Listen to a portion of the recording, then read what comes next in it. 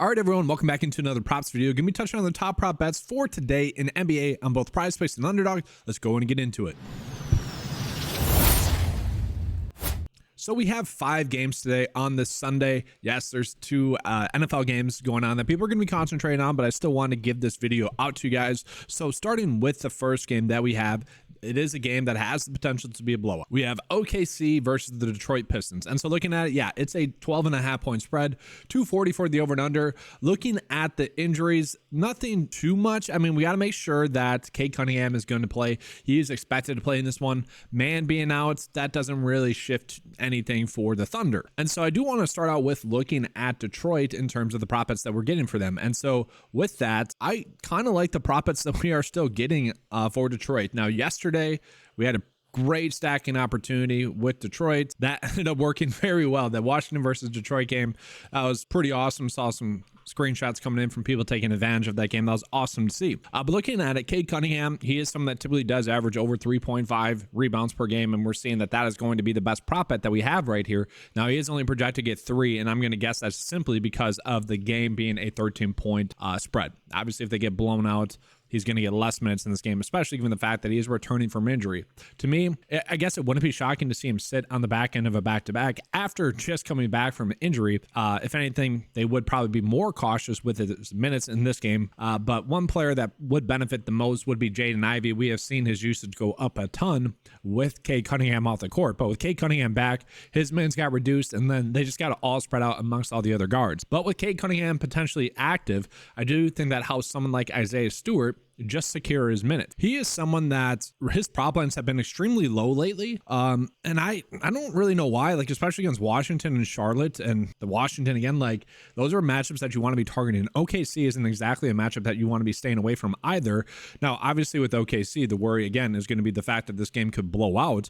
And then if it does blow out, yeah, he's probably knocking this over. But if you wanted to bet his over PRA, I'd be fine with that because you're basically betting on the game staying close. Now, the data is not going to like that. I just want to call that out. Really does not like that. Cade Cunningham as well. Like, I do think there's a little bit of a stacking opportunity. Jalen Duren, Cade Cunningham, Isaiah Stewart, and heck, you could probably do Bogdanovich as well, because if the game stays close, all 4 of those players that we know are going to get the minutes, 30 plus minutes if the game stays close, those would be the players that they would be the reason as to why. Looking at the Thunder, they do get a good matchup tonight going against Detroit. Detroit has been a matchup we've been wanting to target thus far this season. And so looking at Detroit, yeah, I would like to do a Chet Holmgren prop. And I was thinking, honestly, maybe rebounds and assists, but the data doesn't like it. We can already see Underdog has bumped that one down to 10 from 10.5 for his rebounds and assists.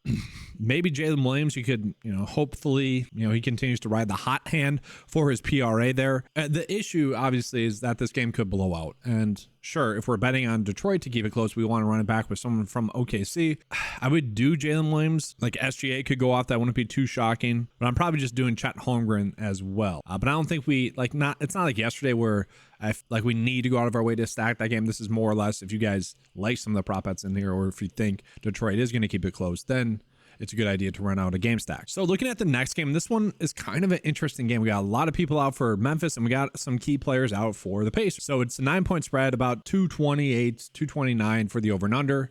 Halburn is going to be out for the Pacers, and then also Jalen Smith could be out. And Jalen Smith is someone that does get a good plethora of minutes, so definitely something to monitor for Memphis. They are extremely thin. Luke Kennard out, Derrick Rose out, Desmond Bane, Smart, and then obviously John Morant is out. And so for Memphis, it is difficult. Like, I was trying to look at their per 36 production for a lot of the players with all those players out, but it's a terrible sample size. I mean, there's a lot of minutes that go into it, but what we have seen recently does not correlate with what the data is telling us. And so what I mean by that is, like, John Concher had a good game, over the last 2 games in which we saw this exact same scenario where everyone else had already been out, but it was Luke Kennard was also out in those games. And then John Concher was actually the player that benefited the most. The data doesn't exactly suggest that he benefits the most. His per 36 production with all those players out is only 9.5 points, 9 rebounds, and then 3.4 assists. And so the points make sense, and maybe we're just going to get a good profit on the rebounds, because if he is going to be playing 30 plus minutes, I do think there could be something there. And so this one here, and this is the weird part about the slate, right, is that already a couple of the profits I like, the data is kind of telling us to do the opposite. And so again, this is a better bet on probably a sports book where you could get a better payout by betting a profit for the over when the under is being heavily favored like that. You know, about a 53% likelihood for him to get under 5.5 rebounds. And that's because on average, John Contra averages like 3 rebounds per game. But this isn't taking into account that he's probably going to be playing a little bit more point guard and just more minutes today. And again, his per 36 rebounds is 9. So I like the over there. Again, better bet on Sportsbook. Probably can't get there for PrizePicks. That's just not a good bet. If you want to do points, you could do that. Again, averages 9 points per 36. Does feel a little bit too thin. Jaren Jackson Jr. is the player that gets the biggest usage bump, but man, he has been so hit or miss. And so I just don't want to trust that.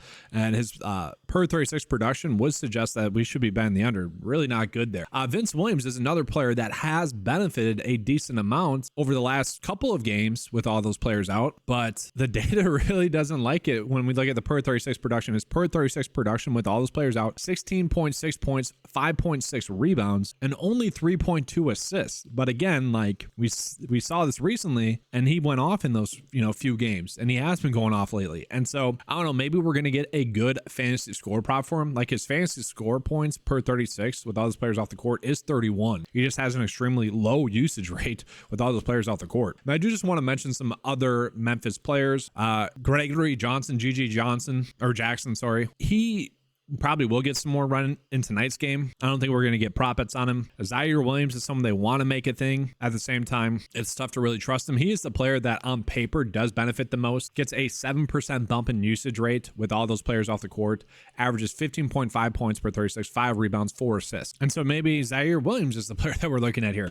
I do think we're going to get some good prop bets here. That's why I wanted to go through it for you guys. And then looking at the Pacers, the one prop bet that really stood out to me the most was actually the PRA for Siakam. And so looking at it, guys, we can see the last couple of games, Siakam has been playing better for the Pacers. And I do think that with Haliburton off the court, he's going to benefit still as well. The per 36 production, when you take Haliburton off the court and you have Siakam off the court, Siakam averages 25 points per 36, 9 rebounds, 9.5 rebounds, and 7 assists. So, man, he's basically there on his points and rebounds. You tack on 7 assists as well. That is great. And then also you look at the matchup. That is awesome as well. His per 36 production is going to be 46.3 fantasy points per 36. Has a 26% usage rate with Haliburton off the court. And again, this should be a good matchup on paper with how thin Memphis is right now.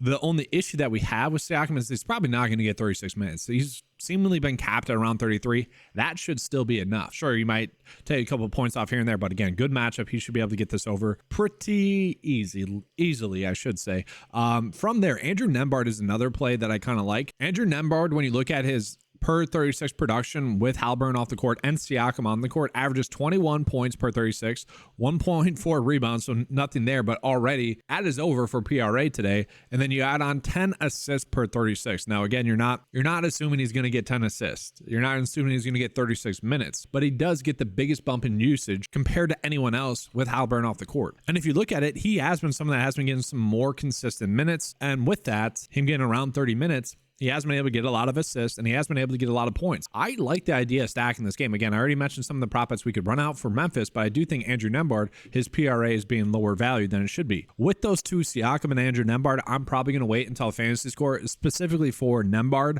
where the under data is being favorited there. I would just rather bet the fantasy score than where we're probably going to get his line not as high as it probably should be. And then from there, we do have another kind of interesting situation with the Raptors. Hawks, 6.5 point spread, 242.5 is going to be the over and under.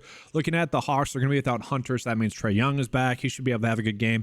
But looking at the Raptors, Jakob Poeltl could be back. That could cloudy the situation there. I would imagine he would start and probably play 30 minutes. He might not be valued as high as he should be prop line wise, but quickly is still out. And so looking at the Raptors props that we are getting right now, I don't particularly love any of them. I'll just touch on kind of what has happened with quickly off the court in the limited sample size that we currently have for the Raptors out of trade. And so looking at it with RJ Barrett on the court and quickly off the court, again, have to do it like that because of the trade. It's just the easiest way to look at the data. No one really seemingly benefits a ton. Scotty Barnes does get a bump in his usage rate of about 5%. He hasn't really dominated though. His like per 36 production is 24 points, 5.5 rebounds, 4.6 assists. And so like the under would probably be the way to go there. RJ Barrett is someone that I don't mind on Underdog, where his PRA is set at 34.5. You can see on PrizePicks they have bumped it up to 30.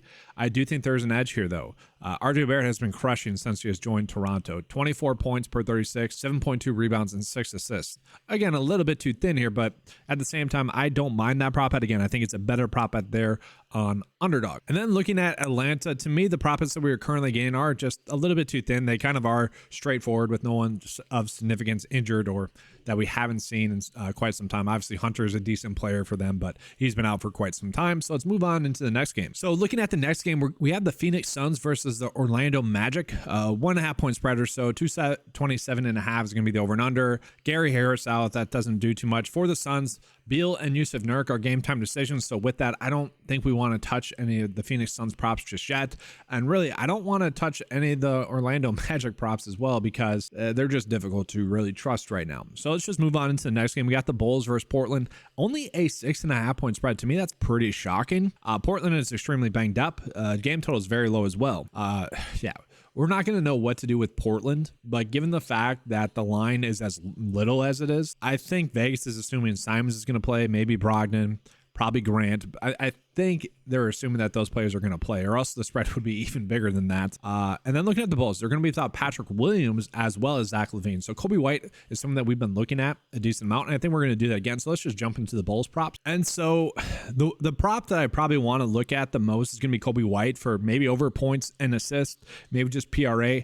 So Kobe White with LaVine and Patrick Williams off the court gets a ton of minutes. That's the biggest thing. He gets like 37 to 38 minutes per 36. So if this game does stay close, I know it's low scoring, I still expect him to have a good game. His per 36 production is 22.5 points and 5.5 assists. So this line is seemingly correct, but it is a pretty easy matchup going against Portland as well. This line is actually way too high for what DeMar DeRozan does with those players off the court. He'd be a better fantasy score prop bet. He averages 39.7 fantasy points per 36 with those players off the court. Caruso is someone maybe you could look at. His per 36 production is 14.7 points, 4.4 rebounds, and 3.9 assists. He is only projected to get 30 minutes, but that is a bump from his typical 25. And this is probably one of my favorite bets because with Patrick Williams off the court, it wouldn't be surprising to see Caruso get a little bit more run. They might just shift to a smaller lineup, which you can do against Portland as well. AO will probably get some run as well, but I think Caruso is the player that benefits the most. And so his PRA at 18.5 does seem to be pretty low as well. This should probably be at 20. And then just real quickly showing you guys the board that we are getting for Underdog. Again, it's a very tight board right now. I do kind of want to wait for fantasy score prop bets, but I'll show you guys the bet of the day here on PrizePicks because I do think, we are getting some decent prop lines when looking at the per 36 production from some of the players. And then real quickly, I do have 3 bets that I want to put out there for the NBA bet slip of the day, but we're going to see Isaiah Likely for under fantasy score is the best one. I'm going to include that because I want to make this a 4 slip bet. Again, I don't like running out 3 slip bets on PrizePicks. So guys, real quickly, before I touch on the bet of the day, did hit my goal for you guys, which was 500 units won over a calendar year. And so that closed out actually today. So this day last year, I started counting the bet of the day record. And yeah, it's been pretty awesome. So 500 units won on the year, which is great. Now that has been because we've had a great January. All but one day, the picks of the day went over 50%. Yesterday, it seemed like we had an edge on PrizePicks, but also we knew to bet the prop bets on Underdog, just given the massive prop line differences that we were having. I ended up having an awesome day on Underdog. But yeah, it felt good to hit that goal. It came literally down to the wire. Kind of dramatic, the last day, especially with Sheed for PrizePicks missing out right away. I'm like, oh boy, we need this Underdog slip to hit. And it did, which was pretty awesome to see. But yeah, great year. I don't know what my goal is going to be for this coming year, but obviously I want to concentrate and give you guys the best prop bets on every single day. And so with that, I do want to call it that I probably do want to be looking at fantasy score props for really all 3 of these NBA props. We're probably going to get a bigger edge with that, just as an FYI.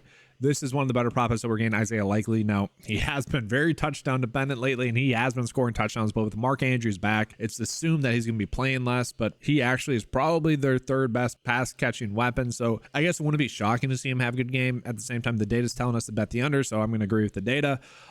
Yeah, for now, I'm fine with these. Again, Nembard, the data kind of likes the under there a little bit via the sportsbook lines. So that's why I do want to wait for the fantasy score, but I do think these are the best prop bets we are currently getting. Guys, that's going to be it for this video. Thank you for watching. Make sure to hit the like and subscribe button and hit that notification bell as well so you're not missing on any of the great coverage. If you guys want access to any of the tools that you saw in this video, they're available at 9to5sports.com for just $10 a month. Thank you for watching.